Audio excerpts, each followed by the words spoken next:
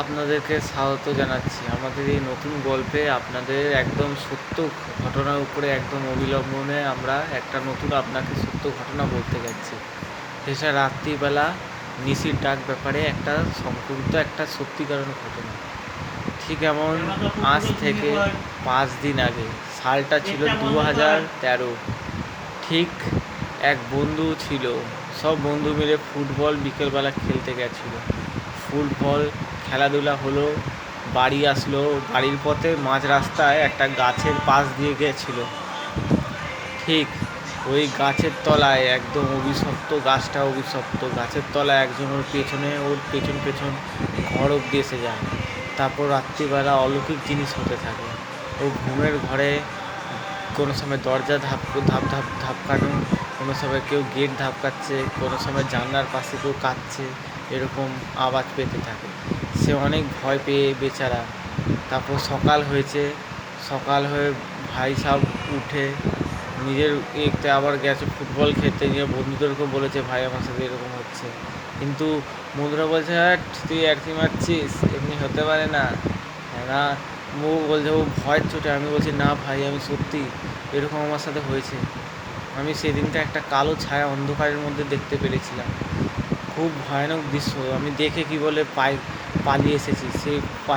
সেই কালো ছায়াটা পায়খানার ভেতরে যে গায়েব হয়ে গেছিলো, সেই জিনিসটা আমার খুব ভয় লেগে আমি ঘরে পালিয়ে গেছিলাম।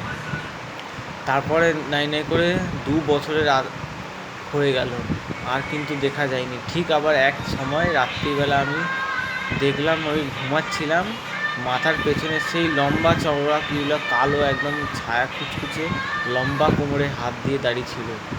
সেই রাত্রিবেলা আমি প্রচুর ভয় খেয়েছিলাম। তারপর একজন তান্ত্রিককে ডেকেছিলাম, তান্ত্রিক বাবাকে জানিয়েছিলাম আমার সাথে এসব ঘটনা হচ্ছে, আমি কি করি। তান্ত্রিক বাবু বলল তো 2 দিন পর সূর্যগ্রহণ, 4 তারিখে সূর্যগ্রহণ হবে, হোলির দিন। ঠিক ওই